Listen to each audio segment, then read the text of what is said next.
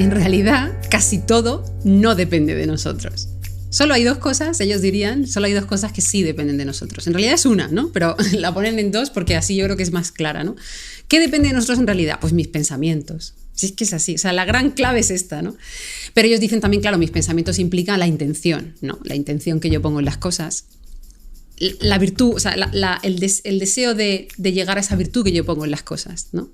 No el completarla, sino el deseo, la intención, la voluntad, ¿no? Entonces, al final, es así de simple, ¿no? Lo que pasa es que eso nos cuesta mucho, ¿no? Es tan simple como decir, es que lo único que depende de mí es lo que tengo dentro.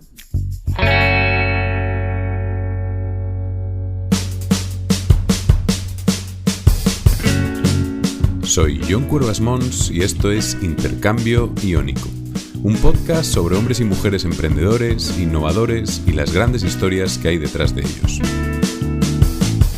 Hoy hablaremos con María Ángeles Quesada sobre estoicismo, cómo saber qué es lo que controlas y lo que no, la visualización negativa, la serenidad y mucho más.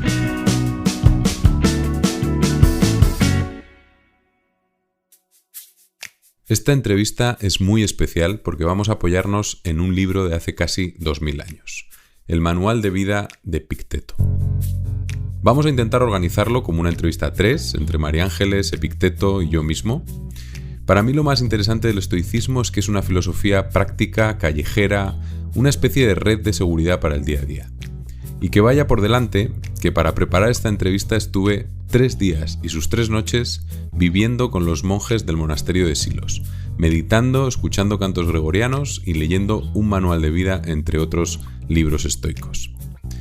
María Ángeles Quesada es filósofa, experta en pensamiento crítico y diálogo socrático, CEO y fundadora de Equánima, una organización filosófica que busca mejorar las habilidades de pensamiento de las organizaciones y los ciudadanos. Trabaja con grandes empresas proporcionando formación, asesoramiento como filósofa y está muy implicada en proyectos que apuestan por el liderazgo humanista. Por cierto, acaba de publicar su primer libro, La virtud de pensar, pensamiento crítico para tiempos revueltos, y ya voy por la mitad y la verdad es que me está gustando mucho. Nuestro segundo invitado, Epicteto, nació en el año 55 y murió en el 135. Fue un filósofo griego de la escuela estoica y vivió parte de su vida como esclavo en Roma. No dejó obra escrita, pero sus enseñanzas se conservan en este manual de vida que usaremos hoy para que viaje en el tiempo y traérnoslo a la entrevista. Además del manual de Epicteto, y para poder profundizar en los matices, haremos referencia a otros libros como Stoicism and the Art of Happiness de Donald Robertson, A Guide to the Good Life de William B. Irvine, y a otros clásicos del estoicismo como son las Meditaciones de Marco Aurelio o las Cartas a Lucilio de Séneca. Tenéis ya todos los links en las notas del podcast en intercambio-iónico.com.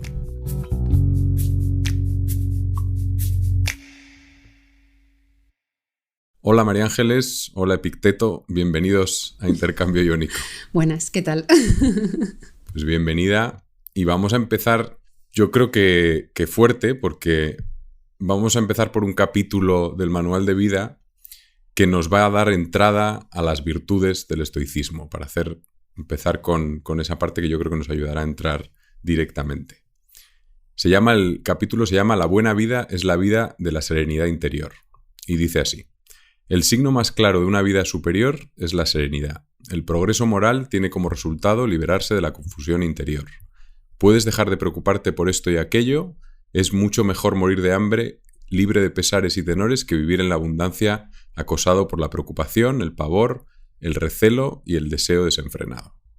Vamos a meternos de lleno con esas 4 virtudes, que son la sabiduría, la templanza, la justicia y el coraje. Si tuvieras que explicarlas en pocas palabras, ¿cómo las contarías? Bueno, a ver, primero que es un placer estar con Epicteto aquí. Está ahí al lado tuyo, no lo sabes, sí, pero está ahí. No, lo siento, la verdad es que lo empiezo a sentir. Yo creo que conforme vayamos avanzando lo sentiré más. Y bueno, y recogiendo esas palabras que él dice, bueno, entramos muy fuerte, ¿no? Porque entramos en las virtudes.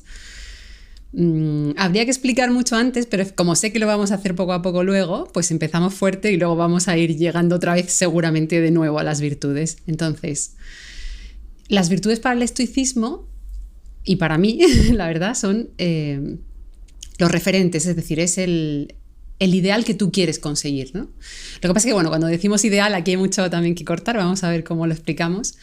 Pero son al final, el estoicismo de lo que trata es de ser buena persona, fundamentalmente. El ideal del estoicismo es ser un sabio, pero un sabio quiere decir alguien que sabe vivir y que trata bien a la gente y que es bueno. Entonces, para entender eso de una manera más concreta, ellos hablan de virtudes y hablan de 4 principales. Empiezo por ejemplo, la justicia. La justicia tiene mucho que ver con... Ahora te diré algo, pero bueno, voy a esbozarlas y ahora te diré una cosa sobre las virtudes estoicas. La virtud de la justicia tiene mucho que ver con, para mí, la ecuanimidad, con tratar a cada uno como se merece, con tratar bien a las personas, con la amabilidad. Es curioso porque hay unas conexiones ahí curiosas de cómo entienden las virtudes los estoicos, ¿no? Pero quedémonos con la idea de dar a cada uno lo que se merece, o algo así, ¿no? Tratar justamente a la gente, tratar a la gente con amabilidad, esto es interesante, con ecuanimidad. La virtud del coraje es curioso porque tiene mucho que ver, para mí, la gran clave de esta virtud es que tiene que ver con enfrentarte a la verdad de tu pensamiento. Y esto quiere decir, os puedo poner un ejemplo. ¿Sabes cuando sentimos que una relación ya no funciona? Y lo sabes, pero te cuesta tomar esa decisión. El coraje es eso, el coraje es enfrentarte a lo que realmente sientes y piensas y hacerlo. Es un poco, no es tanto no tener miedos en el combate, ¿no? Que en aquellos tiempos sí que se hablaba mucho de esto y además sabes que el estoicismo luego se aplicaba mucho a los combates y a las guerras que hubo, ¿no? Marco Aurelio, por ejemplo, lo hacía bastante, lo empleaba allí y tiene mucho que ver con no tener miedo al miedo. O sea, no quiere decir no tener miedo, claro, porque todos tenemos miedo, pero es me enfrento y mirar a la muerte de frente, ¿no? Es decir, la miro, o sea, es lo que hay, ¿no? Eso es el coraje, ¿no? La templanza tiene mucho que ver con esa serenidad de la que hablaba justo el pasaje, ¿no? Tiene mucho que ver con la ataraxia, que es una palabra muy, muy griega y muy clásica, que tiene mucho que ver con lo que hoy día podemos entender como la serenidad, la tranquilidad, el estar sosegado, ¿no? Ante tanto ruido, tanto barullo. Por ejemplo, ante tanto cambio pues cuando estábamos en medio de la pandemia, en los momentos complicados, ¿no? Que te cambiaban las normas, ¿no? De un día para otro, ¿no? Todo el rato cambiaba todo, ¿no? Y un día podías ver a la gente y otro día no. Un día podías ver a 4, otro día a 6, ¿no? Y todo el rato era así. O un día te pasaba alguien tenía un contacto positivo y tú también tenías que confinarte. Entonces, ante cualquier cambio externo, tú mantienes la serenidad, no te ofuscas, no te frustras. Tú entiendes que eso es así y lo asumes. Eso es templanza. Y dejo para el final la sabiduría porque es la que hace un compendio. Es decir, la sabiduría al final es el equilibrio de todas las virtudes. Es la gran virtud, es saber, para mí la clave es saber lo que hay que hacer en cada momento. O sea, es esa habilidad de entender la vida, de entender el ser humano, de entender a los otros y saber cómo actuar de manera inteligente y sabia, justamente con coraje y con templanza. Te digo eso porque si no sé, sigo, te dejo... Sí, no, además yo creo que entraremos mucho en todas ellas, porque luego vamos a entrar en más capítulos y nos va a ayudar a meternos más, yo creo que en todas, sobre todo en la sabiduría, que yo creo que todo, al final todo habla de la sabiduría, pero sí, yo tenía aquí de haber indagado un poquito en la sabiduría, ¿no? Una cosa que he leído, yo no sé si era en el de Robertson o en el de Irving, pero sí que hay una parte que no sé si es lo que dicen los estoicos realmente, pero yo leo como un claro mensaje de tener un propósito, ¿no? De conocerte a ti mismo para encontrar tu camino y luego además convertirte en la mejor versión de eso, ¿no? Un poco esa búsqueda de la excelencia, que yo creo eso es... no sé si es exactamente de lo que hablan, pero hay mucha gente que lo lee así, ¿no? ¿Qué opinas sobre eso? Uy, es el tema súper escabroso, pero muy interesante, porque efectivamente nuestra traducción moderna del estoicismo ha sido entenderlo como esa mejor versión, ¿no? Eso que todos, en el mundo en el que vivimos, todos entendemos esto como... lucha por sacar lo mejor, dar lo mejor de ti mismo. La frase estrella es tu mejor versión, ¿no? Hoy estamos en un mundo donde hay mucha presión sobre nosotros, es decir, hay mucha presión sobre el ser humano. Queremos ser buenos en todo, en muchos aspectos de la vida, tenemos que triunfar aparentemente en diferentes planos. También tenemos que mantenernos sanos, guapos. Hay como mucha presión a muchos niveles, ¿no? Inteligentes, ¿no? Actualizados, jóvenes, todo. Entonces, yo voy a ser un poco crítica con este concepto y te voy a poner un ejemplo a ver si se entiende, porque este es un concepto complejo. ¿Tú qué me dirías? ¿Cuál es la mejor versión? ¿Un bloque de mármol intacto o el David de Miguel Ángel? Te pregunto, ¿eh? Claro. No, dime. A ver, dime qué piensas Yo sobre diría eso. el David de Miguel Ángel. Tú dirías el David de Miguel Ángel. Nuestra cultura diría el David de Miguel Ángel, ¿no? Occidente, sobre todo, ¿no? Diría el David de Miguel Ángel. Pero, por ejemplo, te hablo del taoísmo un momento, porque el taoísmo, igual que el estoicismo y otras filosofías, no hablo de la religión, hablo de la filosofía, o sea, todas estas filosofías se conocen como filosofías sapienciales, es decir, son filosofías igual que el budismo, de nuevo el estoicismo, epicureísmo, el Sócrates y toda su visión. Son filosofías que se conocen como sapienciales porque tienen una base muy común, aunque nos parezcan muy diferentes, y hablan de la sabiduría, de cómo vivir bien. Y bueno, y han trascendido a lo largo de siglos, ¿no? Entonces, a lo que voy, el bloque intacto de mármol, si lo piensas, tiene toda la potencialidad. Y el bloque intacto de mármol es como la página en blanco o el cuadro en blanco, o cuando vas a empezar un partido, para los que jugáis a tenis, a lo que sea. El momento de justo donde está todo el potencial, donde tú, si te metes ahí, puedes fluir, desarrollarte. El momento también se relaciona a veces con el momento del estado de flow, ¿no? El famoso, de la psicología. Entonces, y ahí no hay control. Me refiero, no hay esa exigencia obsesiva que a veces hay cuando te sitúas en un paradigma más del David de Miguel Ángel, que lo que quiere decir como paradigma es te materializas en algo muy concreto, te especializas mucho y renuncias a la potencialidad y te obsesionas por cada detalle, por esa mejora pequeña, concreta, ¿no? Y entonces a veces nos hace perder la perspectiva de lo que es el ser humano. Entonces, ya sé que esta metáfora es compleja a veces de entender, pero... No, pero sí, y podemos entrar además en el siguiente, que es un poco la idea también de dejarse llevar, ¿no? De que todas las cosas no están en tu mano. Ahí entonces está. Al final... Es que no, ahí está. Ya, bueno, no me voy a meter porque es como la siguiente parte y si no vamos a entrar directos, pero sí, esa es un poco, no sé, lo que comentas por ahí puede tener sentido, ¿no? Y luego la parte oriental también, yo creo que hay mucho... Estoy empezando a ver cosas que dices en tu libro, porque ya voy por la mitad y ya veo que hay muchas conexiones con el estoicismo también en lo que cuentas en el propio libro, ¿no? Sí, yo tengo una visión más fusión, ¿no? De las filosofías. Es verdad que en nuestra tradición se han separado mucho, ahora ya hay más fusión, la gente trabaja más en fusionarlas, y porque al final, claro, estamos hablando de esa Grecia en aquel momento. ¿Eso qué era? ¿Occidente u Oriente? Es que al final, aunque es la cuna del pensamiento occidental, la realidad es que su pensamiento estaba muy cercano a lo que sucedía en Oriente, porque es que el mundo era de otra forma, ¿no? Y está justo ahí, estábamos hablando de Grecia, Turquía, ¿no? De toda esa zona. Entonces, claro, ahí hay mucho que decir, pero bueno, sobre la mejor versión, lo que quiero, la reflexión viene un poco a que nos cuestionemos qué significa eso de la mejor versión. La virtud no es nunca una obsesión por ser perfecto, tener dientes perfectos, cara perfecta, ser súper productivo en el trabajo. Eso no es la virtud. Eso hay que entenderlo bien, ¿no? La virtud no es el éxito, lo que entendemos por éxito hoy día, ¿no? Eso no es ser una persona sabia. Vale, pasándonos ahora al coraje, que yo creo que también es interesante porque también hablamos de disciplina, acción, ahora hablaremos también de eso, pero aguante para las cosas que no vienen bien dadas, y tú acabas de publicar este primer libro. Entonces yo quiero como intentar llevármelo un poco para ahí porque me gustaría entender cómo son tus hábitos. O sea, cómo aplicas tú la disciplina, cómo te enfrentas un poco a esta idea de coraje. Y las preguntas, bueno, está puesto como una pregunta, pero son dos. Yo creo que es cuáles son tus hábitos más importantes en tu día a día, por un lado, y por otro lado, cómo es tu proceso creativo cuando escribes. Bueno, esa es una pregunta grande en realidad, porque yo te puedo contar en concreto, pero claro, la gracia es un poco explicar las cosas. Pues mira, yo soy una persona que soy muy constante. Sobre todo, yo creo que mis grandes virtudes es la constancia e insistir muchísimo. Porque, y ahí explico un poco en qué se basa mi disciplina. Cuando yo creo realmente en algo, pero de verdad, y es mío, esa creencia es mía, o sea, no viene de fuera, no es algo que yo haya cogido de alguien, es mía, yo voy hasta el final. O sea, pero creo que eso es creo que eso es una manera bastante interesante de llegar a la disciplina. Creo que generalmente se llega a la disciplina desde fuera, es decir, cogemos cosas que vemos en gente que nos gustaría imitar, en ideal y en lo que la sociedad nos vende, por supuesto. De nuevo, insisto, esa persona hiperproductiva, esa persona que se levanta famoso, ¿no? Que se levanta a las 4 de la mañana, a las 6 de la mañana, 5 de la mañana. Todos esos referentes que tenemos hoy día, ¿no? En el mundo del emprendimiento hay muchos referentes de este tipo, ¿no? Que son muy productivos a esa hora, tal. Cogemos eso y lo queremos imitar, ¿no? Y lo queremos hacer nuestro. Yo no creo nada en eso, para nada. O sea, creo que uno tiene que buscar dentro de sí mismo qué es lo que quiere hacer y qué es lo que cree. O sea, en las qué cosas quiere invertir su vida, ¿no? Y trabajar por ellas y avanzar y crecer en ellas. Cuando lo tiene súper claro, yo funciono así, ¿eh? O sea, yo sé que todo el mundo no funciona así, pero cuando yo lo tengo claro, voy poniendo los medios. Lo que pasa es que yo soy una persona muy poco obsesiva, por ejemplo.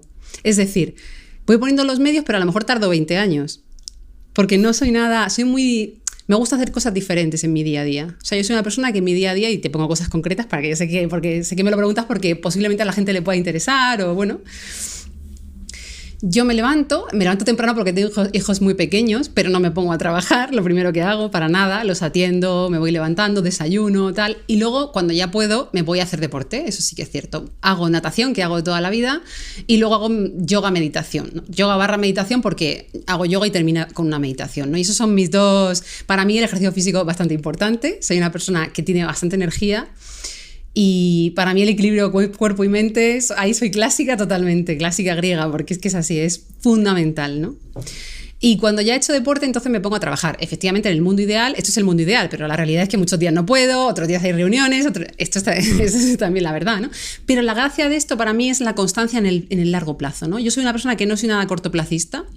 Entonces yo si tengo el libro, ¿no? O sea, me salió el proyecto lleva años pensando en él, pero bueno, surgió ya la oportunidad de ponerme a terminarlo, ¿no? Porque no lo tenía terminado, surgió el contrato con la editorial. Y la clave es, sobre una base que yo tenía ya, que había ido esbozando durante mucho tiempo, porque te insisto, ¿no? Soy como muy constante, es decir, si yo tengo que dedicar a mis temas, si yo tengo que dedicar a escribir 1 hora al día y solo tengo 1 hora, no pasa nada porque lo voy a dedicar a eso. Y me voy a concentrar porque lo quiero hacer, tengo capacidad de concentrarme. Pero a lo mejor es solo 1 hora. Imagínate cuánto necesito, ¿no? Para acabar un libro, pues mucho tiempo, ¿no? Pero bueno, cuando me tuve que poner de manera más exigente, al final para mí el convencimiento de que quería hacerlo y el disfrute tan grande del proceso creativo, que lo disfruto muchísimo, en eso, por ejemplo, también creo que los estoicos no nos ayudan, que es, para mí es el foco. O sea, yo me enfoco muchísimo. Es decir, si estoy haciendo algo, estoy haciendo algo. Si estoy con mis hijos, estoy con mis hijos. Si estoy haciendo deporte, estoy haciendo deporte. Si estoy mirando el techo, estoy mirando el techo y pensando, ¿no? Entonces, cuando estoy haciendo eso, estoy haciendo eso. Entonces, ahí disfruto un mogollón. Porque ese es el enfoque es la gran capacidad del disfrute, porque me lo paso súper bien, o sea, es una maravilla, ¿no?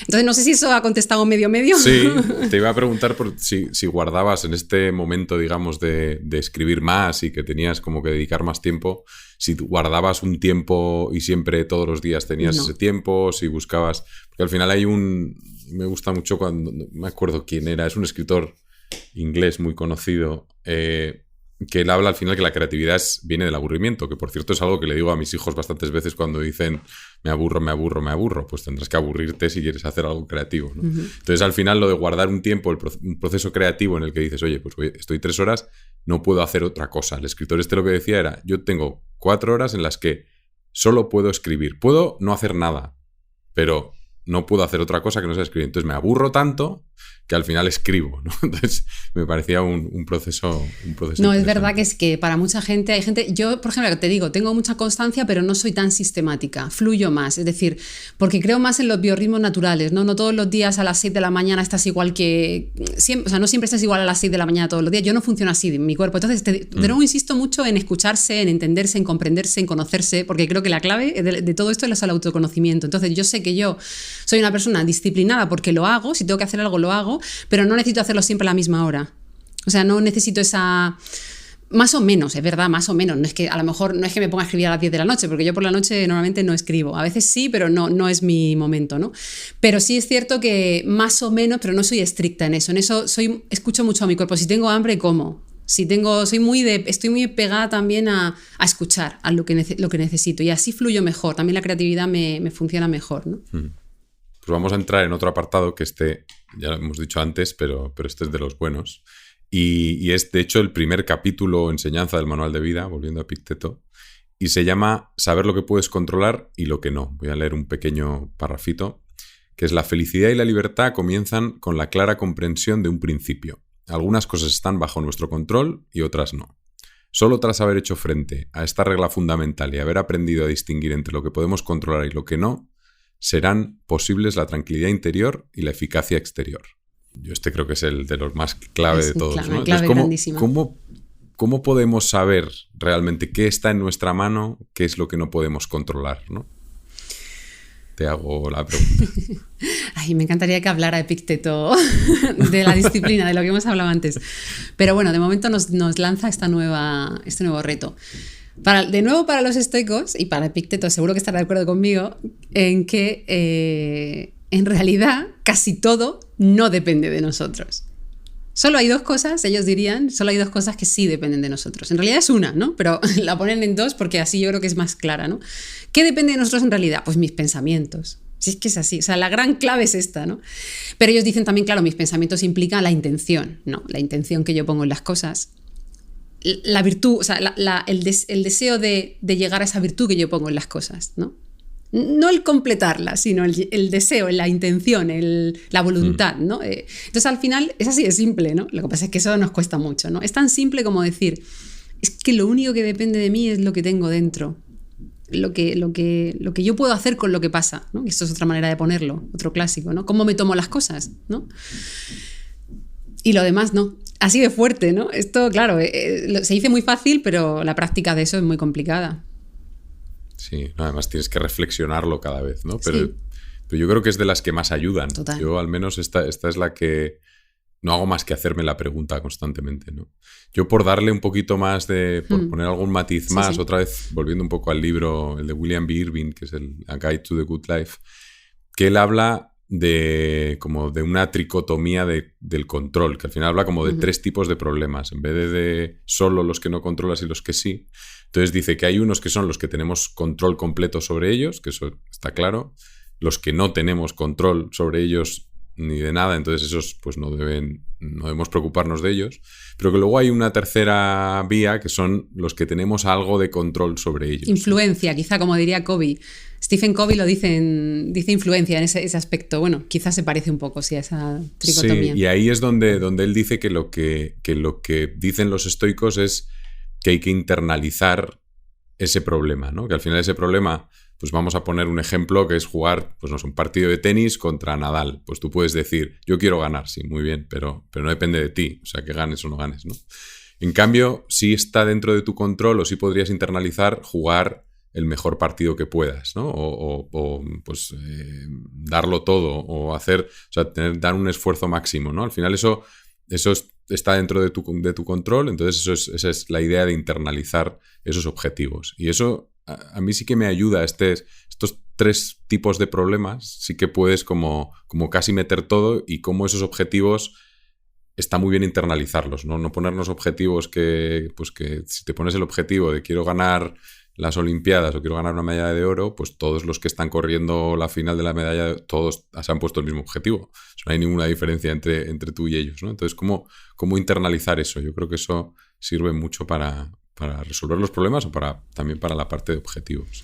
No sé si, bueno, creo que ya habrás avanzado por el capítulo, según me has dicho, por el capítulo del problema, donde yo hablo de esto en el libro. Yo hablo mucho de habitar el problema, ¿no? Porque creo que, y de hecho esto lo trabajo mucho con la gente cuando trabajo pensamiento crítico en empresas y con emprendedores, con CEOs. Trabajamos mucho este aspecto porque... Y yo estoy muy influida por el estoicismo aquí. Yo creo que un problema que tenemos es que no sabemos qué problemas tenemos, ¿no? Y no sabemos definirlos bien, ¿no? Creo que sucede mucho que como estamos en la sociedad de la solución, que yo llamo así a la sociedad en la que vivimos, que saltamos a la solución, queremos solucionarlo todo, por esa productividad en la que vivimos también, perdemos la vista, nos quitamos la vista al problema y a la importancia que tiene su definición correcta, ¿no? Y ahí entra mucho esto, es decir, cuando tú tratas de definir bien un problema, una de las cosas que tienes que preguntarte es si ese problema depende de ti, porque si no depende de ti, por mucho que luego busques soluciones, va a ser una constante frustración, ¿no? Entonces, lo primero yo siempre digo, ese problema depende de ti, es tu problema. O estás poniendo un problema demasiado amplio, la definición que estás haciendo es demasiado amplia y ahí pones factores que nunca vas a poder manejar y que nunca vas a poder influir sobre ellos. Si haces eso, claro, lo más probable es que falles y que la solución no funcione, ¿no? Y te frustres además, ¿no? Y pierdas a veces dinero. En las empresas pasa mucho esto, ¿no? Pierdas dinero, recursos, tiempo. Entonces es eso, definir bien el problema y, como tú dices, también internalizarlo o habitarlo, ¿no? Estar ahí, reposar ahí, ¿no? Me gusta mucho la idea esa de habitar el problema, porque al final yo creo que la primera vez donde viví esto, ¿no? Yo estudié arquitectura y la parte creativa es muy importante, ¿no? Entonces, toda la parte de proyectos y ahí, cuando descubres cómo funciona la creatividad, es que lo que tienes que hacer es frenar tus ganas de dar una solución, ¿no? Entonces al final tienes que esperar y esperar y esperar y esperar. Es verdad que además de eso está el haber definido muy bien el problema y haberte hecho la pregunta correcta. Pero después hay que esperar. O sea, hay que esperar, no hay que ir a la solución, ¿no? Y justo esta mañana estaba leyendo Kahneman, Pensar lento, pensar despacio, y es un poco la misma historia, ¿no? Que estamos muy hechos para construir una narrativa muy rápidamente con 4 tonterías que aparezcan, entonces tú ya construyes tu narrativa y vas a la solución, ¿no? Y eso te lleva pues, a unos sesgos bastante importantes que no te ayudan porque no son la realidad, ¿no? Claro, porque estamos... que hay mucha... No, porque además nos sentimos, aparte por todo lo que estamos diciendo, porque nos sentimos muy incómodos en el problema, ¿no? Y tampoco tenemos una educación resiliente, ¿no? De decir, bueno, si te encuentras incómodo, si no te gustan las emociones que tienes en ese problema, también tienes que aceptarlas. Esto es muy estoico también, ¿eh? Estar ahí, templanza, ¿no? Es templanza, espera, tranquilidad. El proceso creativo se irá desarrollando y bueno, y es vivir creer ¿no? Vivir también ahí, o sea, no creer que la vida solo está en la solución, sino la vida está ahí, en el problema, ¿no? Por eso digo yo, los problemas son casa, porque el ser humano está generando problemas, generando en el sentido de preguntándose cosas todo el rato, ¿no? Bueno, ese tema también nos da para bastante. Sí. Luego, bueno, esta es la pregunta, otra de las claves, que si no podemos controlar prácticamente nada, ¿para qué sirve que hagamos las cosas, ¿no? Sí. Que además, luego cuando lees un poco de los estoicos te das cuenta que no eran unos parados de la vida, o sea, que de alguna manera fomentaban mucho la acción, ser valientes, y Hércules era su modelo, que al final Hércules pues tuvo que hacer bastantes cosas. Parado no estaba. Por eso te digo que son los 12 trabajos. Entonces al final... ¿qué es lo que impulsa? ¿Qué es lo que ellos dicen para impulsar ese movimiento, ¿no? Eso, ¿cómo lo ves? Sí, efectivamente, como vemos, bueno, todos los estoicos que se conocen y los grandes referentes que son Epicteto, Séneca y Marco Aurelio, todos eran personas de acción, que además participaban activamente. Bueno, el más complicado fue Epicteto, que fue esclavo gran parte de su vida, ¿no? Y nació esclavo además, aunque luego ya se liberó, ¿no? Pero todos eran personas que participaban políticamente en las guerras también, como Marco Aurelio, o sea, es decir, era gente bastante activa, o sea, no podíamos decir que era gente que estaba en su silla y pensando, ¿no? A mí es una de las cosas que me encanta del estoicismo, ¿no? Que es una filosofía muy activa. Para mí no hay pensamiento sin acción ni acción sin pensamiento. Entonces, la clave aquí es, tú enfocas el problema, enfocas la vida teniendo en cuenta que lo que realmente depende de ti es tu pensamiento, ¿no? Y tu enfoque, tu intención. Concentras ahí y entonces tienes el ideal del sabio, que son las virtudes. Y con ese ideal y con ese referente tú trabajas por la vida, porque las virtudes no están dadas. Tú no llegas y ya dices, ya tengo la virtud de sabiduría. No es así, ¿no? Entonces, para llegar a ella, lo que tienes que hacer es hacer cosas. Pues claro, ahí encuentras ya el momento, aunque esto es una de las grandes críticas que se le hace al estoicismo, ¿no? Es decir, si nada depende de ti, ¿cómo me motivo para actuar, ¿no? Al final me puedo quedar en el nihilismo de decir, paso de todo, no hago nada, total, si casi nada depende de mí, pero no es así, ¿no? Como vemos, si yo quiero realmente convertirme en un sabio, como dice el estoicismo, no puedes estar aislándote de la realidad. Nadie se convierte en un sabio. A pesar de que esto podemos tener en referente imágenes como de los monjes, ¿no? Ahora que antes que comentabas esto, pero yo también lo he pensado mucho esto y de hecho lo he dialogado muchísimo con mis grupos de diálogo. Yo tengo grupos de diálogo donde dialogamos diferentes temas y me acuerdo que hicimos un retiro del estoicismo. Nos fuimos también 3 días a dialogar y a hacer cosas del estoicismo y a practicar su filosofía, y uno de los grandes temas siempre es este, ¿no? Y se ha escrito mucho sobre esto. ¿Cómo actúo? O sea, ¿por qué actúo si no depende de mí nada, ¿no? ¿Para qué actúo? Pero efectivamente los estoicos nunca te mantendrían en una silla quieto, siempre te dirían, para lograr ser un sabio tienes que vivir y avanzar, ¿no? Y hacer cosas. Y la virtud la vas a alcanzar haciendo, nunca la vas a alcanzar sentado, o sea, y no haciendo, ¿no? No sé si es difícil responder a esta pregunta, ¿eh? No, es que es difícil responder no el por qué, ¿no? Porque dices, ¿qué es el...? Sí, ¿cuál es lo que te impulsa a hacer cosas, ¿no? Porque puedes decir, bueno, también reduciendo las cosas que haces, pues también podría ser una vía, ¿no? Y no es la vía que ellos siguen, y al final está muy claro. Es verdad que dentro de las virtudes, a ver, si las lees en profundidad, está claro que al final... tienes que conocer cómo es la naturaleza, tienes que conocer, o sea, tienes que aprender, o sea, todo el tema del coraje, o sea, si no estás aplicando, o sea, no estarías siendo valiente, o sea, la acción va muy atada a la idea esa de coraje, ¿no? Sobre todo porque pero la sí, vida... es un poco... Bueno, dime. No, o sea, digo, por profundizar un poco más en esto, para que, o sea, al final, la única manera de no hacer nada sería aislarte completamente. Siempre va a haber gente que te pide cosas, siempre va a haber interacciones que haces, siempre vas a salir a la realidad a alguna cosa. Entonces, en la medida en que interactúas, tienes dos opciones, o buscar la virtud o no buscarla. Entonces, claro, ahí el estoico, a no ser que se aísle completamente del mundo, que aún así siempre hay una interacción, siempre hay una actitud que tú tienes ante la naturaleza, es decir, siempre puedes andar o no andar, o sea, quiero decir, incluso lo mínimo, ¿no? Reduciendo al máximo lo que haces, ¿no? Al final, un monje, porque me acuerdo cuando estuve en Tailandia, ¿no? Que también estuve en un monasterio haciendo un retiro de silencio, y incluso estos monjes que aparentemente tienen poca actividad, no vamos a decirlo así, también cuando hablan y deciden decir una serie de cosas a una persona, o cuando guían una meditación, o cuando andan por el monasterio, o cuando deciden pisar una hormiga o no pisarla, están haciendo cosas. Quiero decir, es muy complicado imaginarse una vida donde no hay acción, prácticamente. O sea que estamos pensando en grandes cosas, pero en cosas pequeñas también hay acción. Todo lo que haces cuenta. Es la búsqueda. No sé, a mí ahí sí me ayuda, aunque estemos ahí, tengamos ideas diferentes en lo de la sabiduría, ¿no? Porque a mí sí me ayuda la idea de búsqueda. No sé si. No es tampoco una búsqueda de la excelencia, sino una búsqueda de ti mismo, ¿no? Tú, ¿dónde puedes aportar tú? ¿Qué es lo que tú haces mejor? O sea, es esa búsqueda de encontrar dónde puedes hacer las cosas mejor, ¿no? O sea, hay una idea ahí que a mí sí me impulsa un poco, ¿no? Que es esa búsqueda, que no sé si es la búsqueda de la sabiduría o es otra cosa, pero es un poco esa idea de buscarlo. Y luego el cómo, hay frases interesantes o conceptos interesantes que es. Una metáfora que no sé, estaba mirando a ver de dónde viene, pero es la metáfora del arquero, ¿no? La idea de que tú tiras la flecha y luego pues no sabes si va a llegar a la diana o no va a llegar a la diana, porque puede haber viento, pueden pasar cosas por el camino, ¿no? Pero tú apuntas bien, sueltas la flecha y ya verás lo que pasa, ¿no? El no estar pensando en qué va a ocurrir con tu acción, sino simplemente estar en la acción, pero no estar pensando en lo que va a ocurrir con ella o en qué va a acabar, ¿no? Y yo creo que esa idea del arquero es muy interesante, como emprender una acción pero con un claro desapego sobre el resultado, ¿no? Claro, ese sería un poco es que fíjate, cuando tú me hablas de buscar esta búsqueda y todo eso, que a mí me resuena lo al sentido, ¿no? El sentido de la vida o tu propósito, que me parece bien, yo comparto también me siento muy afín al sentido y me parece un término muy filosófico, o sea, no es algo de lo que yo reniegue, pero sí que es cierto que me parece muy diferente el enfrentarlo como efectivamente un arquero, desde el desapego, desde el yo pongo mi intención, yo busco esa bondad me refiero en sentido muy amplio, ¿no? Yo busco ese bien, yo busco esa excelencia, si quieres ponerlo así. Eso es una cosa, y yo creo que creo que la sociedad nos insiste mucho en un tipo de propósito, de sentido, que tiene mucho más que ver con el reconocimiento externo, con el éxito, con el yo soy bueno y voy a petarlo aquí, voy a triunfar aquí. O sea, creo que a veces nos confundimos. O sea, es decir, a veces pensamos que el objetivo está en mi ser bueno, pero no es verdad.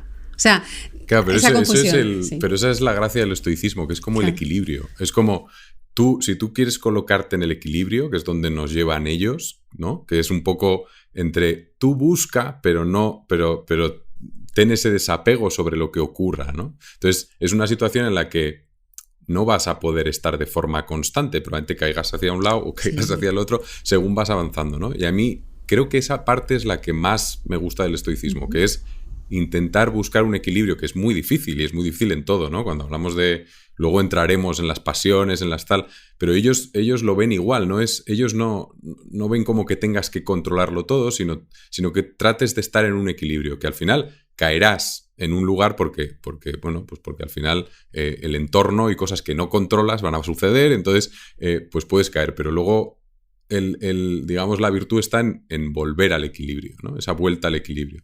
Y yo creo que esa parte es la más interesante, ¿no? Que nunca estés en un extremo, ¿no? Que dices, bueno, pues nuestra sociedad nos lleva. Sí, pero al final seguro que un poco caes. O sea, tú, pues el otro día escuché un podcast muy interesante que les preguntaban, eran tres que hacen podcast, creo que era Javier Recuenco, estaba Jaime Rodríguez Santiago. Entonces les preguntaban, ¿vosotros por qué hacéis podcast, ¿no? Entonces el que preguntaba tenía la idea esta de. Él quería que dijeran, pues para ayudar a las personas, para tal, no sé qué, para ver si la gente cambia de forma de pensar. No sé, una cosa así. Sí. Y entonces ellos, que además, no me acuerdo el nombre, pero el que lo dice era otro que se llama Sergi algo.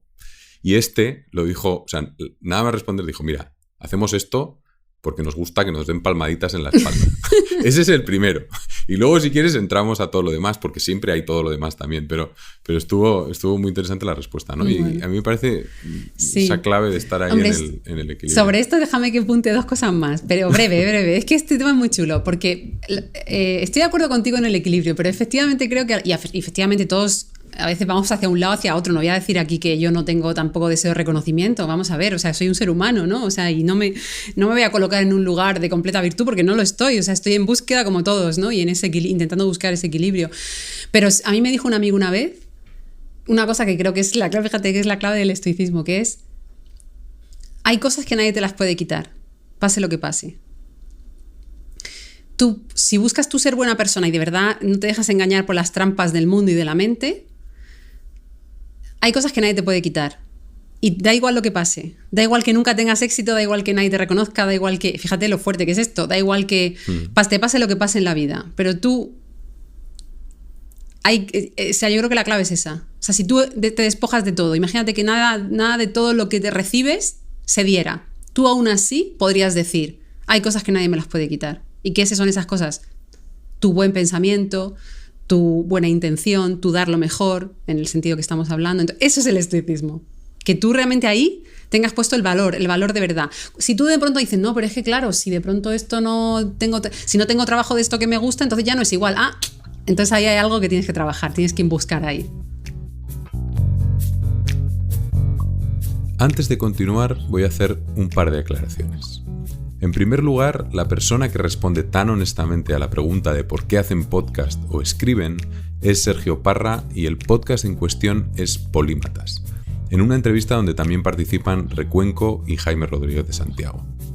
La segunda aclaración es sobre quién era el que decía que el aburrimiento es clave en el proceso creativo, y es el escritor británico Neil Gaiman, autor, entre otros, del cómic The Sandman o la novela The Graveyard Book. Muy recomendables los dos, y pondré los links en las notas del podcast. Y ya que estamos, te voy a recordar que si te suscribes a la newsletter de Intercambio Iónico, recibirás, además de las entrevistas, una selección con los libros y podcasts que he escuchado y leído durante el último mes. Entra en intercambio-iónico.com y suscríbete.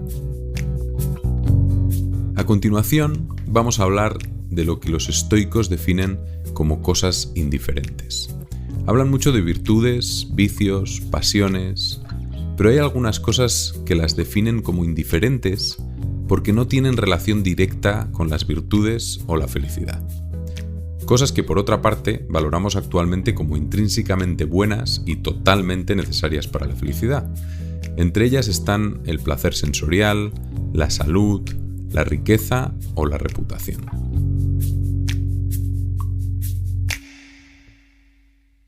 A mí, mira, para esto yo creo que me voy a ir a una situación que nos puede pasar a todos, que recuerden los oyentes, ¿no?, que nos están escuchando, y tú mismo, y yo también lo haré, esas situaciones en las que lo has pasado muy mal, los peores momentos de tu vida, los más complicados. En esos momentos, para mí creo que hay una frase de Dickens que me encanta, que es, en inglés es "the best of the times, the worst of the times", y lo dice así, a veces la vida es a la vez, lo mejor y lo peor, a la vez. ¿Por qué? Y voy a explicar esto cómo lo interpreto yo, porque cuando nos pasa lo peor, no sé si a ti te ha pasado, ya me dices, no me tienes que contar lo peor, pero dime cómo lo ves esto, porque no sé si en ese momento que te pasaba algo muy malo y que estabas en una situación mala o sufriendo crisis, todo tipo de cosas pueden ser, o afrontando una pérdida, ¿no recuerdas momentos de mucha felicidad, de mucha apreciación del momento presente, de mucha luminosidad? No sé, a lo mejor no, ¿eh? No, sí, es verdad. ¿Qué pasa? Pasa, ¿no es? Eso es, ahí voy yo. Entonces, el estoicismo, claro, lo que nos dice es que tú a lo mejor estás enfermo, muy enfermo, y a lo mejor aún así eres muy feliz. Es verdad, hay gente enferma que está feliz, y hay gente que no está enferma y está infeliz, pero vamos, hay gente a la que no le pasa nada que está muy infeliz, ¿no? Todos sabemos que, además, hoy día, fijaos, yo creo que el estoicismo es una gran medicina para la salud mental. Me encanta el estoicismo como protector de la salud mental. Y creo que efectivamente hoy día que se dan tantos casos de depresión, ¿no? Y de ansiedad y tal, al final es también porque nos falta mucha filosofía y mucho aprendizaje de sabiduría y mucho trabajo en la sabiduría, ¿no? Porque no digo que todo sea ese tipo de... No digo que todas las causas de eso sea eso, pero creo que al final también nos ayudaría, ¿no? A afrontar ciertas situaciones con más sabiduría, ¿no? Por supuesto, no estoy diciendo, hay muchas situaciones de la salud mental que son muy complejas y no estoy minimizando eso, pero lo que creo es que hay personas ricas que son infelices, hay personas pobres que son felices y a la vez y viceversa, ¿no? O sea, no siempre es igual, pero y hay personas pobres infelices también, claro que sí. Lo que pasa es que esa es la clave, ¿no? La clave es justo, eso no es relevante. Eso es un añadido. Porque al final tú estás a lo mejor en una situación súper pues eso, perdiendo a alguien enfermo y tal, y a lo mejor tú en ti mismo estás bien y estás feliz, porque lo que tienes nadie te lo puede quitar. Eso lo enlazo con lo anterior. Sí, sí, no, y luego volviendo un poco a lo que decía antes del equilibrio, ¿no? Al final, también aunque hablen de estos temas como cosas indiferentes, luego siempre hay lugares en los que dicen, bueno, preferimos unas que otras, ¿no? O sea, hay un poco esa idea de no ser extremo, que a mí me parece interesante y de que al final son temas que no hace falta posicionarse de una manera tan extrema, ¿no? Y aquí hay una referencia que es clave, que es Séneca, que aquí tengo una cita, pero esta cita hay que cogerla un poco con pinzas porque es Nassim Taleb el que la hace, pero como explicando cómo Séneca, pues oye, era rico y le encantaba ser rico, aunque no se obsesionara con ello, ¿no? Es un poco la idea. Bueno, lo voy a leer porque también tiene... La credibilidad de Séneca como filósofo moral radica, para mí, en el hecho de que, a diferencia de otros filósofos, él no menospreció el valor de la riqueza o de la propiedad porque fuera pobre. De Séneca se dice, de hecho, que era uno de los hombres más acaudalados de su tiempo. Simplemente se preparaba a sí mismo a diario para perderlo todo en cualquier momento, a diario. Aunque sus detractores aseguren que en la vida real no era el sabio estoico que afirmaba ser, sobre todo por su costumbre de seducir a mujeres casadas con maridos no estoicos, lo cierto es que se acercó mucho a esa condición. Siendo el hombre poderoso que era, tenía ciertamente muchos detractores y si no llegó a cumplir su propio ideal estoico, se aproximó mucho más a él que sus contemporáneos. Y del mismo modo que cuesta más tener buenas cualidades cuando se es rico que cuando se es pobre, también resulta más difícil ser estoico cuando uno es una personalidad adinerada, poderosa y respetada que cuando uno está en la indigencia, la miseria y la más triste soledad. Lo que sí que interesa es entender que el estoicismo es una escuela, y esto es muy bonito, es una escuela donde hay unos preceptos generales y un poco laxos, como todas las cosas de las que estamos hablando, como vemos, admiten mucha interpretación, ¿no? Es decir, tenemos así una serie de ideas, porque el estoicismo lo que ponía mucho énfasis era en dialogar entre todos en ese pórtico pintado, ¿no? Estoa, en el pórtico pintado. Ellos insistían mucho en dialogar y en ir construyendo el estoicismo en la práctica y dialogando con los otros, ¿no? Esta es una de las grandes claves, porque eso nos hace entender que las virtudes, por mucho que leamos de las virtudes estoicas, no están completamente definidas. Y no vamos a tener una definición súper clara de lo que es la justicia. No es así. El estoicismo te da unas pinceladas y tú, junto con tus pares, junto con otras personas, tienes que dialogar y encontrar tu acción en la práctica y evaluarla y ver si puedes mejorarla y ver cómo avanzar hacia eso con otros en el diálogo. A mí esto me parece importantísimo porque creo que es lo que nos hace entender que efectivamente esto no son cosas súper fijas y súper dogmáticas, ¿no? Sino más bien que en la práctica se van creando y se van perfilando y se van modelando y efectivamente en la realidad luego pasan muchas cosas y resulta que, bueno, Séneca es un personaje bastante polémico también, a mí me gusta, pero es un personaje polémico y claro, la realidad tiene muchos matices, ¿no? Pues ahora nos podemos meter con la siguiente, que está totalmente conectado, que sería la parte de las pasiones. Y aquí hay un capítulo que se llama El deseo reclama ser satisfecho. Y lo leo. Nuestros deseos y aversiones son soberanos veleidosos que reclaman satisfacción. El deseo nos ordena correr y coger lo que queremos. La aversión insiste en que evitemos las cosas que nos repelen. Es bastante común que nos decepcionemos cuando no conseguimos lo que queremos y que nos aflijamos cuando logramos lo que no queremos. Bueno, seguimos con los matices, ¿no? Y podemos empezar a hablar un poco de las pasiones, porque los estoicos hablan además de buenas y malas, ¿no? O sea, en las malas estarían el dolor o sufrimiento, el miedo, el deseo, el ansia y el placer. Y en las buenas estaría la alegría, la cautela y las ganas o el anhelo de querer ser virtuoso. Vale, mira. Entonces, para ti, ¿cuáles son los matices claves ahí? Pues mira, retomando lo otro de Séneca que nos ha faltado matizar quizá, es entender que hay una filosofía que también está en esta época, que es el epicureísmo.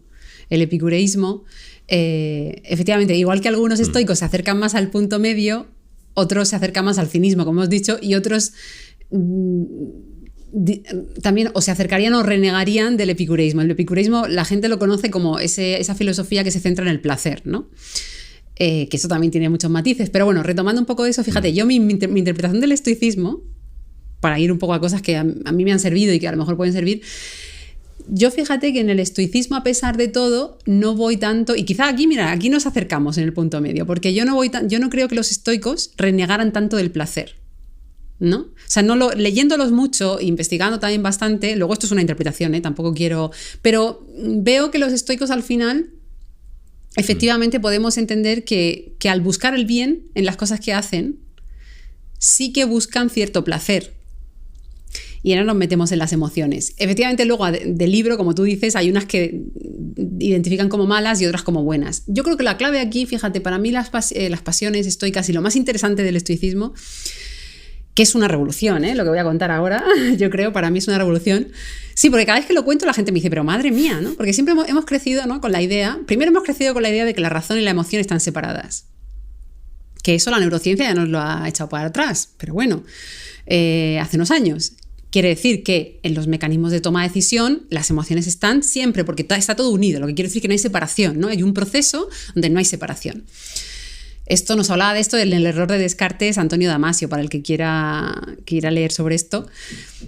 Entonces, por un lado, emoción y razón, hemos crecido pensando que están separadas y hemos crecido luego, la inteligencia emocional, ¿no? Llegó, años 80, y Goleman nos dijo hay que gestionar la emoción, hay que identificar emociones y gestionarlas. Claro, gestionarlas o incluso controlarlas, ¿no? También hay algo ahí que nos habla de controlar emociones. La inteligencia emocional es una disciplina que ha hablado mucho de esto. El estoicismo, en cambio, es súper revolucionario en esto. Y para mí nos habla de algo muy diferente, que es cuando tú tienes imagínate, estás cruzando una carretera y de pronto viene un coche. Primero miedo, ¿no? Miedo porque o sorpresa, o una sorpresa miedosa, ¿no? Sería en todo caso. Tu reacción natural, ese miedo es adaptativo. ¿Qué quiere decir? Que es bueno que tengas miedo. Imagínate que no tuvieras. Error, ¿no? Imagínate, sería un fallo adaptativo. Ese miedo está muy bien y ese miedo probablemente te haga huir, o sea, avanzar rápido para cruzar. De nuevo, otra imagen. Piensas en una persona de tu entorno que está sufriendo. Si piensas en ella, lo normal es que te genere una emoción de tristeza, ¿no? O sí, o si te sientas afligido, te sientas desesperanzado incluso, ¿no? O sea, hay emociones que surgen. Vale, es normal, es adaptativo. Ante una persona que sufre, que quieres sentir eso, está bien. ¿Cuál es el problema aquí? Que enseguida, entre la primera valoración que tenemos de la emoción, viene la segunda valoración, que es nuestro pensamiento. Nuestro pensamiento se mete ahí a darle coba a la cosa. Y entonces, si tu pensamiento se mete ahí y empieza a lanzarte pensamientos, estás cruzando la carretera, te das prisa porque viene el coche y de pronto tu pensamiento te está a decir, te va a pillar, madre mía, pero qué miedo, qué ansiedad, no sé qué ansiedad me está dando, y estás ahí con esos pensamientos van a aumentar la sensación de la emoción y la van a hacer patológica. Si tú cuando estás triste pensando en un familiar que está mal, le está pasando algo y estás triste y es normal que estés triste, pero empiezas con tus pensamientos a alimentar esa emoción de manera negativa, madre mía, es que la vida es una mierda, no sé qué, ¿no? Todos estos pensamientos que todos tenemos a veces, la emoción de tristeza va a aumentar y se puede hacer patológica. Entonces, a lo que voy aquí es, siempre hemos creído que había que controlar la emoción, pero lo que no hemos entendido es que la emoción es adaptativa, nos da muchísima información, es muy sabia, siempre y cuando el pensamiento, los errores cognitivos de pensamiento no estén alimentando en la mala dirección. Así que, en realidad, lo que hay que gestionar mejor es cómo pensamos. De esto hablo mucho en el libro, no sé si lo has leído ya, pero ahí hay muchas cosas que no me voy a meter ahora, sí, pero hay cuestiones éticas, hay cuestiones de cultura, de sesgos culturales, hay cuestiones ahí que nos influyen a la hora de convertir una emoción sana, o una pasión sana, en las emociones que dirían los estoicos que son malas, el ansia, el dolor, porque tú puedes tener... Bueno, aquí yo matizaría, porque claro, aquí las terminologías se pueden matizar, ¿no? Es como la gran diferencia que también el budismo está muy de acuerdo, que es entre dolor y sufrimiento, ¿no? Tú puedes... Claro, las cosas te duelen, claro que sí, ¿no? Nos duelen las cosas, somos seres humanos sensibles, funcionamos así, y está bien, el dolor nos da información de cosas, pero vivir un dolor como un sufrimiento extremo, eso depende de nosotros. Totalmente, eso sí que depende de nosotros. Tú puedes encarar el dolor diciendo, mira, tengo una gripe, me duele un poco la cabeza, es lo que hay, ¿no? O puedes decir, madre mía, es que no me tendría que doler la cabeza, es que no sé qué, y entonces te vuelves loco y al final el dolor es sufrimiento. Bueno, te he explicado muchas cosas, no sé si... Sí, ahí tenía aquí una cita también que yo creo que es interesante de Séneca, que es en su Consolación a Polibus, que dice, la naturaleza nos pide algo de tristeza, pero más que eso es el resultado de la vanidad. Nunca te demandará que no te entristezcas, deja que tus lágrimas fluyan, pero deja también que paren. Deja que tus suspiros más profundos se noten en tu pecho, pero déjales también encontrar un final, ¿no? Ahí está. Vale, pues yo creo que hemos tocado un poco la parte de las emociones. Y hay una parte aquí que, a ver, esta también podríamos entrar. Vamos a entrar un poquito así, no tan en detalle a lo mejor, pero es la visualización negativa, que esto lo hemos oído ya más veces, o al menos a mí me suena más, ¿no? Que es una especie de meditación que proponen los estoicos para prepararse para lo peor, que sería como pensar cada día en perderlo todo, incluso tu familia, tus hijos, pero sin obsesionarse, ¿no? Un poco la idea, casi como si compraras un seguro, ¿no? Que compras un seguro, estás pensando en lo que te puede pasar, pero luego te olvidas. Y entonces, como que eso además te va a ayudar a mentalizarte y apreciarás las cosas más cuando sepas que puede ser la última vez que las veas, ¿no? Y es algo como poner como que el mejor escenario no necesita tu preparación, así que prepárate para el peor, ¿no? ¿Para qué te vas a preparar para el bueno? ¿Tú practicas esto de vez en cuando?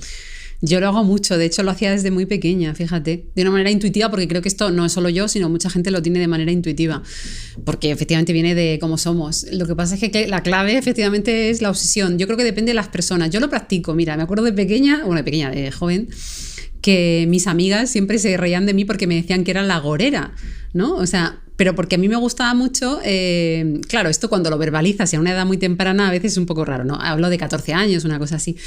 Porque a mí me gustaba a veces como recrearme, pero claro, pero comentarlo, ¿no? Por lo menos contarles, tal, y si pasara sin esto... obsesionarse. No sé, claro, es que es difícil y además yo creo que aquí influye mucho, fíjate cómo... Influye mucho, a lo mejor cómo has estado educado, porque creo que la educación nos influye bastante. Y también influye cómo seas, ¿no? Hay gente que se obsesiona más fácilmente. Ya te he dicho antes que yo no soy obsesiva. Entonces creo que esa es una de las claves. Si eres una persona, y no pasa nada, porque todos somos diferentes, yo tengo otros defectos, o sea, bastantes. Pero yo creo que si eres una persona obsesiva y lo sabes, pues a lo mejor la premeditatio malorum, ¿no? O premeditatio mortis, que a mí también me gusta hacerla, la de la muerte, visualizar tu propia muerte, a lo mejor puede ser demasiado para ti, ¿no? Pero sí que creo que entre no hacerlo nunca... También, o sea, creo que hay una cosa importante, que es que tampoco no hemos sido educados estamos muy edulcorados, ¿sabes? Estamos en un mundo donde a los niños se les educa a no ver la muerte, a no enfrentarse, y si en todo caso se les dice algo malo, lo malo es una cantidad de basura de las noticias, de todo escenas dramáticas, horrorosas, violencia, ¿no? O sea, vamos a ver, ¿no? Quiero decir, si los pobres viven en el mundo del azúcar, tú lo que luego no les puedes poner ahí un montón de dramas ahí todos en plan, en formato además basura, ¿no? Es como una polarización muy rara, ¿no? Un extremo, no sé. Entonces yo creo que por un lado debemos entender, y los niños se les debe educar, en que la vida hay cosas buenas y cosas malas, o sea, y está bien hablar de lo malo, está bien hablar de la muerte. Yo con mis hijos lo hago desde siempre, desde pequeñito siempre lo he hecho, como algo natural, ¿no? Lo malo que puede pasar, la muerte, inculcar eso de una manera más natural para que efectivamente ese ejercicio luego de mayores lo puedan realizar con serenidad, porque si no entras generalmente en el miedo, porque como nunca has hablado de esto, o lo malo no quieres nombrarlo por si acaso, ¿no? Supersticiosamente por si viene, entras a tener mucho miedo, o sea, es decir, lo conviertes en un tabú, ¿no? Conviertes todo lo malo, la muerte, todo lo que te puede pasar negativo, lo conviertes en un tabú, ¿no? No hace falta convertirlo en un tabú, pero creo que esto la educación hace mucho, ¿no?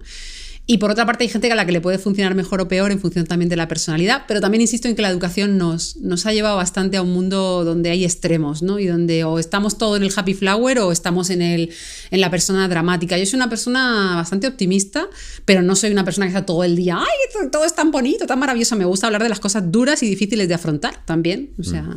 No, además ayuda mucho a conseguir y a pensar en cosas, porque al final estamos como acostumbrados a no invertir los problemas. Esto habla mucho Charlie Munger también de cómo a veces para pensar en cómo puede funcionar una empresa lo que tienes que pensar es cómo hago para que se vaya al garete, ¿no? Claro. Entonces, si piensas en cómo me la cargo, luego puedes volver desde ahí y ves todas las cosas que tienes que evitar para conseguirlo. Y la idea de evitar cosas en vez de hacerlas, también es muy interesante. Y viene un poco, a ver, no es lo mismo, pero tiene muchísimo que ver, ¿no? Con pensar el momento peor, y eso te ayuda a darle la vuelta un poco a cómo piensas las cosas, y si juntas como las dos perspectivas, yo creo que le das mucho más contenido al problema que quieres resolver. Lo que has dicho me parece interesantísimo, porque eso es en realidad lo que dice un filósofo que se llama Karl Popper, que habla del falsacionismo con la ciencia. Viene de ahí, ¿no? Karl Popper y Munger están cerca. Ah, sí, pues mira, no lo conocía. Munger sí. es. O sea, Charlie Munger es un inversor, es el socio de Warren Buffett. Ajá. Lo que pasa es que es un tío, bueno, estos dos pues son bastante personajes, siempre han leído mucho y siempre tienen como una filosofía sobre las inversiones que hacen, y Munger tiene un libro que se llama El Almanac que explica un poco esa filosofía, y de hecho hay una parte final que es sobre sesgos cognitivos, entonces te cuenta todos los sesgos y tal, entonces cómo lo analizan ellos todo de una manera muy reflexiva, está muy interesante. Qué guay, porque es que lo que dices es falsacionismo total, ¿eh? Por eso cuando lo has dicho he dicho, jolín, Popper aplicado al mundo de la inversión y a la empresa, o sea, está genial, ¿no? Sí. En realidad. Sí, pero es que está todo, es que al final todo está como súper conectado con todo. Pues, oye, ya entramos en la fase final, en la fase de las preguntas rápidas. A ver, son preguntas rápidas, no hace falta que las respondas. Son difíciles. Bueno, sí, eso de rápidas es un poco por decir. Bueno, son cortas. Rápidas por mi lado, al menos. luego por tu lado, las puedes alargar todo lo que quieras. Entonces, la primera va sobre libros, que básicamente es qué libro es el que más has regalado. Bueno, puedes decir el tuyo. Ya. No es el que más he regalado. Pues mira, sinceramente... Todavía no te ha dado tiempo. No, o sea, hay dos libros que regalo mucho y tiene su explicación, ¿no? Porque al final, efectivamente, no es que sean mis libros hiper favoritos, porque tengo muchos libros favoritos y sería difícil elegirlos. Por eso no preguntas el favorito, ¿no? Porque el que más regalas... Fíjate, yo regalo... Es para que no te líes. Claro, el que yo regalo un montón, y fíjate, cuando lo regalo, bueno, ahora voy a decir algo, yo odio las bodas. Porque no me gustan nada, y porque me parece algo como muy falso todo, ¿no? Pero bueno, esto es otro tema, por si alguien quiere saber algo sobre esto, este tema es polémico también. Y no me gusta sobre todo que se mercantilice con ese tipo de eventos. Entonces, cuando la gente va a una boda, pues tienes que pagar un montón de dinero para asistir a una boda que se supone que te invitan. No lo entiendo. Entonces, yo le regalo El arte de pensar, de Erich Fromm. Siempre hago eso. Suelo hacer eso, y el que quiera se lo toma bien y el que no se lo toma mal. Y luego hay otro libro que regalo un montón, pero porque me gusta. Mira, me gusta mucho cómo escribe Fernando Savater. Creo que es una persona que ha divulgado la filosofía de una manera bellísima, porque escribe, si no lo has leído, léelo, porque es o sea, escribe muy bien. Y a todo el mundo, fíjate que es un libro, parece que muy sencillo, Ética para Amador, que es un clasiquísimo de él, ¿no? Y que es un libro que se considera muy para adolescentes o para gente que, bueno, a lo mejor para gente joven, ¿no? Y yo lo veo un libro que, como está argumentado y como está razonado, es precioso, ¿no? Para entender cómo funciona la vida, de qué va la vida, ¿no? De qué va... Entonces, para introducir, para mucha gente que conozco y que me dicen, oye, ¿qué puedo leer lo primero? Nunca me he acercado a la filosofía, ¿no? Pues suelo recomendar y suelo regalar mucho ese libro, ¿no? Luego hay otros muchos, pero así por decirte dos que suelo regalar mucho. ¿Y qué es lo último que te has comprado de menos de 100 euros que haya impactado de forma importante en tu vida? Pues ahora te estoy contando muchas cosas, ¿no? Porque mira, son para eso estas preguntas, ¿no? Yo la verdad es que también te digo que soy muy austera en cuanto a... Pero hay un par de cosas que me gustan. Soy muy austera respecto a los objetos. Para mí los objetos, soy bastante indiferente con los objetos. No soy muy... Me gusta el arte, me gusta la moda porque la entiendo como un arte también. Ves que el arte me gusta. Tenemos un cuadro detrás para el que no, para el que no lo sepa. Para el que no lo vea, por supuesto, que estáis escuchando. Y los libros, ¿no? O sea, es que no, los objetos materiales es cierto que soy muy austera realmente. Entonces al final te diría un libro. Es que los libros me cambian la vida. Cada vez que compro un libro... ¿Cuál es el último que te ha cambiado la vida? Madre mía, es que... Mira, me gustan mucho los libros, esto ya para otro... No son tan divulgativos como los que he nombrado antes de los que regalo, pero para el que le guste mucho la argumentación, argumentar bien y sobre todo cosas muy actuales, pero que profundizan en las ideas que hoy día están ahí más... O sea, no habla de temas de actualidad, lo que habla es del pensamiento de en qué ideas estamos hoy, que son las más complicadas, y cómo nos enfrentamos al mundo de hoy, pero desde las ideas y argumentativamente. Marcus Gabriel es un filósofo alemán que está bastante de moda también, pero es cierto que en sus libros no son de divulgación completa, ¿no? Como los otros dos que te he comentado. Pero para el que le guste cómo alguien argumenta, sin estar todo el rato citando a otras personas, sino argumentar de verdad, ¿sabes? Lo que es crearte ahí una línea de pensamiento entera, poniéndote ejemplos desde yo veo el boli, lo veo aquí, reflexiono sobre el boli, o sea, es muy grande en eso y me gustan muchísimo sus 2 libros que tiene, que yo los sigo bastante. A ver, Yo no soy mi cerebro, sería uno, y el otro, El mundo no existe. El mundo no existe. Los pondremos en las notas del podcast. La verdad es que no sé qué diría Epicteto de la entrevista o de todo lo que hemos hablado de los estoicos. Yo tampoco lo sé. Como solo tenemos manual de vida para que responda. Está pues, muy callado. Está muy callado, está un poco callado. Oye, pues yo creo que estamos llegando ya al final. O sea, solo darte las gracias. Yo creo que me quedo con ganas de seguir porque hay tantos matices y tantas cosas ahí en las que podemos entrar. Yo me lo he pasado muy bien. Espero que te lo hayas pasado también Se bien. ha pasado muy rápido, ¿no? Al final estamos aquí... Sí, no sé. Una hora llevamos, una hora. Pero sí, una hora ya. Y queda una, que sería la última de todas. La más complicada. ¿Cuál es la primera persona que te viene a la cabeza cuando escuchas la palabra éxito y por qué? Pues esta vez, fíjate que no lo había pensado, ¿eh? El éxito ya sabes que me rechina un montón, ya yo creo que lo he dejado entrever. Desde luego, voy a ser aquí muy crítica, desde luego ni Elon Musk, ni Zuckerberg, ni... Ah, no, pero puede ser... No, ya, si lo estoy haciendo por polemizar un poco, para darle un poco de carga. Ni desde luego Bill Gates, ni siquiera... No me sale ahora. Me saldrá. El de Apple, o sea... Steve Jobs. Steve Jobs. No, lo digo porque me quedaría, fíjate, con nuestro contertulio, con Epicteto. Sí, alguien de éxito sería Epicteto. Para mí. Vale, pues ya así le damos el premio. Claro. Aunque no esté. Y ya no te pregunto por qué, porque ya hemos hablado mucho del por qué Epicteto y los estoicos. Así que yo creo que ya no hay más. Es punto perfecto para terminar. ¿Hay algo más que quieras decir, comentar, quejarte, pedir directamente a la audiencia? Sí que quiero decir que de verdad el estoicismo, al margen de que está de moda y que eso está bien porque al final hace que la más gente se acerque a él, que el estoicismo es una filosofía que protege mucho la salud mental. Creo de verdad en eso y creo que esto es súper importante hoy. Así que cualquiera que esté atravesando momentos de dificultad, que se sienta, aparte de pedir ayuda profesional, por supuesto, aparte de eso, el estoicismo y la filosofía nos puede ayudar bastante, ¿no? Al final la filosofía siempre es un consuelo del alma y yo creo que eso es importante y me encanta que hayas dado este espacio para poder hablar tranquilamente del estoicismo, aunque se quedan muchas cosas en el tintero, por supuesto, pero eso hace que los oyentes probablemente puedan seguir las conversaciones, como en buenos estoicos, sigan sus conversaciones con otras personas y fomenten ese diálogo para investigar qué son las virtudes, de qué van, cómo hacemos esto para distinguir lo que depende de nosotros y lo que no. Entonces al final estos espacios sirven para esto. Así que muchísimas gracias a ti, Jon, y por mí está bien. Podéis encontrar a María Ángeles Quesada en Twitter, en @maquesadab al final, y a su libro La virtud de pensar en casi cualquier sitio donde vendan libros.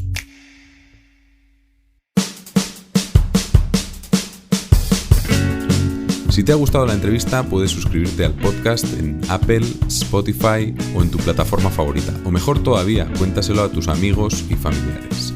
Recuerda que si te suscribes a la newsletter en intercambio-iónico.com, recibirás además un email con los libros y podcasts que he escuchado y leído durante el último mes. Puedes encontrarme en Twitter en @ioncuervasm al final, y un saludo muy especial para Craig Lawless en la producción del podcast.